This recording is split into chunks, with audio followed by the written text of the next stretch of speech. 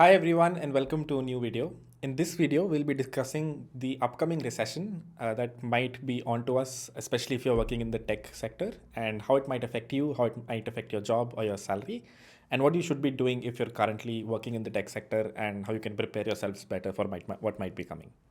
So let's get right into it.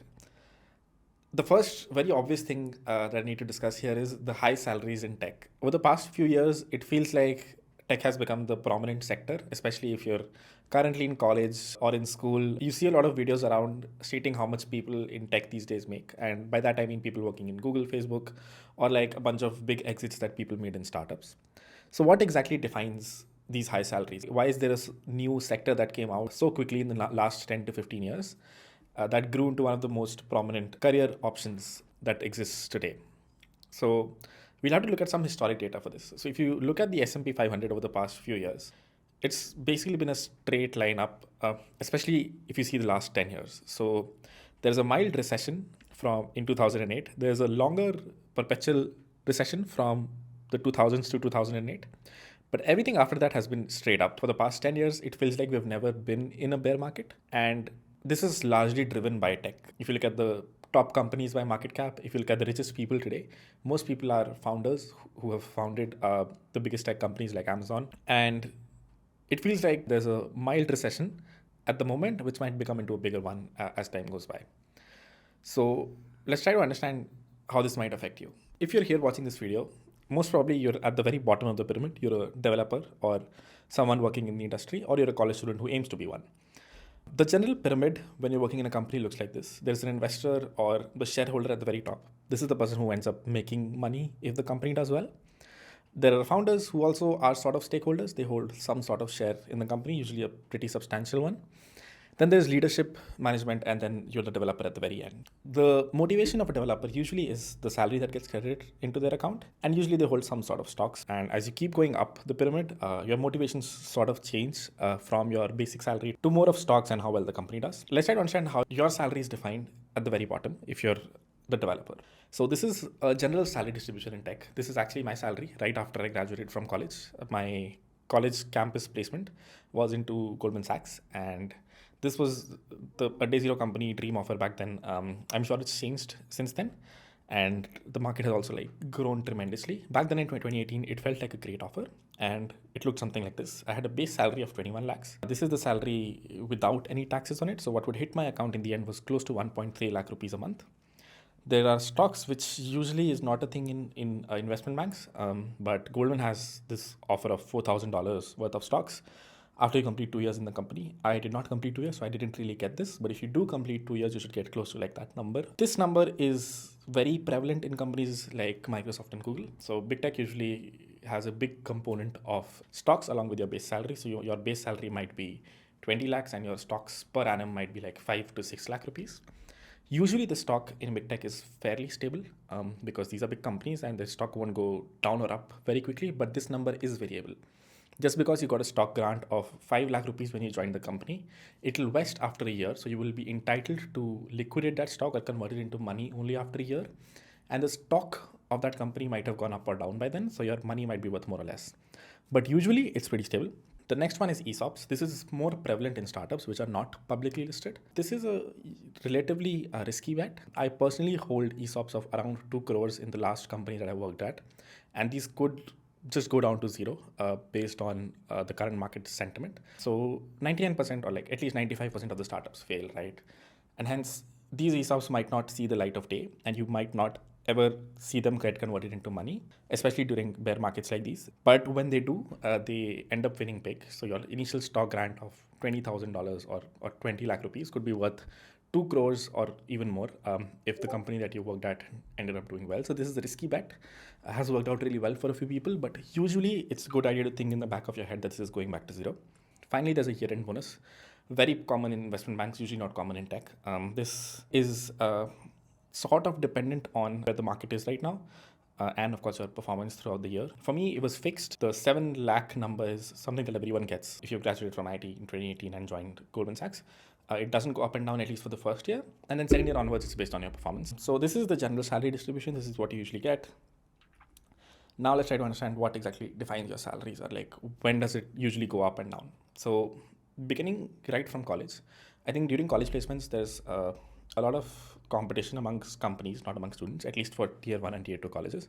So companies itself are competing against each other to get the best talent. What ends up happening then is in a college like IITs, companies will give out high packages to get the day zero slot, because once you get placed, you can't really sit in for another company. So if you get placed on day zero, you can't sit for a placement on day one. So usually the cream gets filtered out on day zero. So companies will do anything to get a slot on day zero, and they do that by increasing the salary. So a lot of times you'll see, back in my day, investment banks competing against each other. If one of them gave an offer of 30, the other one will give an offer of 35, just to stay in that top day zero slot. The other thing that defines your salary, if you're not in, let's say, tier 1, tier 2 college, or if you're going for an off-campus placement, then there are two big components that you can divide this into. There's startups and then there's big tech. Since you're not taking a campus placement, your salary is going to be very variable and depends really on you how well you can negotiate. So in a startup, things that will define your salary are, the biggest one I think is the bull run. If there is a bull run at the moment, and if startups are competing for talent and they have a lot of money, they'll be willing to negotiate and give out a higher package. The second one is product market fit. If a startup has reached product market fit, there's a good chance that they won't be competing for talent. But at the same time, if you have an expertise in some domain that they need specifically, then you can negotiate really well, because there are not a lot of people out there who can do it. Whereas in college campus placements, usually you're being judged on data structures and algorithms, and you'll be moved into some random team once you join. So there's no real moat or benefit to you being very good at something, because the company is not judging you on that. And for big tech, in college campus, as I said, there are bands, and so you'll probably not be able to negotiate. You'll get what you get. In big tech, also experience matters. There are bands inside the companies, L1, L2, L3, and there are salary ranges for those levels. So if you're an L2, you can make at max 50 lakh, let's say. So as long as you're at that level, no matter how good you are, you won't be able to negotiate more than what exists for that band. So in these companies, there's no way for you to make more money unless you interview for a higher band. Bull runs also define your compensation at big tech. If there's a bull run, most probably the stock of the company is going up, and companies are usually open to giving out more stocks. Then this happened with a lot of my friends during the bull run. Google and the Facebook stock was valued really high, and what ended up happening was these companies were giving out big packages up to like 1 CR in India, but around 50% of your comp would be Google stock. And what ended up happening is in the last 1 year, the stock of Google plummeted by 50%. The stock of Facebook is down like 70%. So this actually affected them. This usually shouldn't happen in big tech, but we're living in times like the past 1 year has been pretty hard on the tech market, and hence their actual comp got plummeted by a lot just because their stock component went down. And the final one is FOMO. A lot of times if you're interviewing at Google, Facebook would want to hire you and vice versa. So you can always negotiate very well if you already have an offer from either a competing company, or if you have an offer from like one of these big tech companies.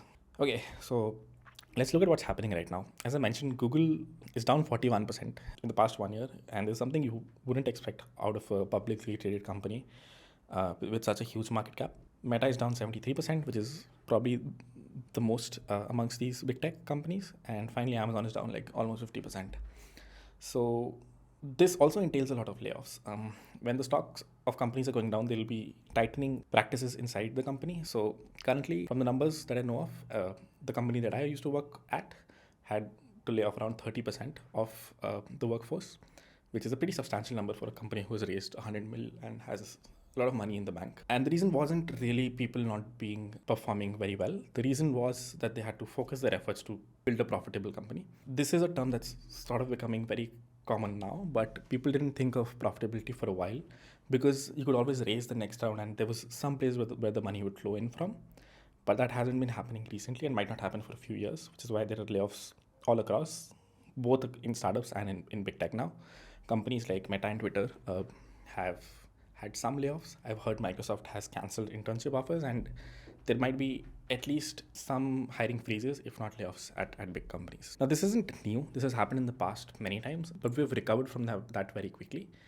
This happened during COVID as well, because the stocks of these companies was going down, but it recovered fairly quickly and actually went up really high.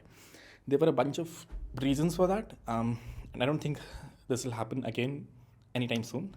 So it might be good to be prepared for a longer bear market this time, which means a longer set of hiring freezes and lesser offers out in the market if you're looking out for a job offer right now.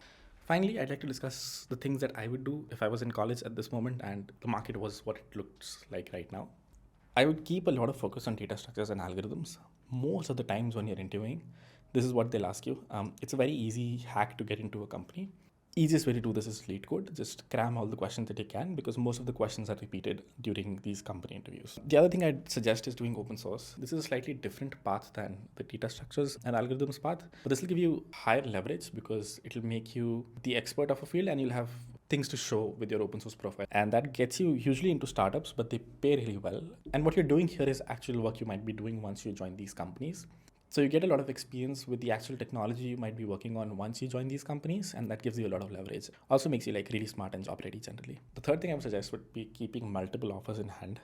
This is not the most ethical thing to do. If you have multiple offers, you'll in the end have to reject one of them. But the market is such that even if you have an offer from a very big company, there's a good chance that the offer gets cancelled. It's better to be the evil person who rejects the offer than getting rejected by one of these big companies. So I don't think anyone would blame you if you have more than one offers and only once you join one of the companies do you say no to the others. And I would say keep a few safe options amongst these offers. So usually what's considered safe is a big company or investment bank. But again, in this market, no one knows what's safe. So keep multiple offers in hand. And if you're in the industry right now, it's probably a good time to keep your job safe. And what I mean by that is just working hard. In tech, generally, you can get away with not working a lot, especially it's not limited to any company. It's just the fact that our jobs are very difficult to quantify in terms of how much work you've done. So you can work 5 hours a week and get done with the work you've been assigned. But if I was currently working in a company in this job market, I'd probably go that extra mile to work a little bit harder than I'm expected to. I'd be very cautious around starting up. I think the last 2 years were a great time to start up because there was a lot of money in the market. Usually when you're starting up, you don't have revenue from day zero, so it helps if you've raised some money. But right now, the funding market is slightly dry and it might change again in the next few months. But it's very difficult to sustain a startup if you don't have revenue or money in the bank because you can't hire people and can't pay yourself either. So I'd be slightly cautious of starting up if you have a really good, stable job at the moment. I'd be cautious of leaving it and starting up. And finally, I'd be interviewing actively because, as I said, there are layoffs across. So at least it'll keep you interview ready. So if things go bad, at least you'll be ready to interview for other places and hopefully get into one. Hopefully things don't go bad though. I think that's it. That's all for this video. I hope I was able to give you some idea of where the market might be headed. I myself have no idea where the market might go, but from the early signs of it seems like there might be a bear market for a few years. And if that is the case, these are the steps that I would follow if I was in college or currently working to better prepare myself for the market that's coming up. That's all for this video, and I hope to see you in the next one.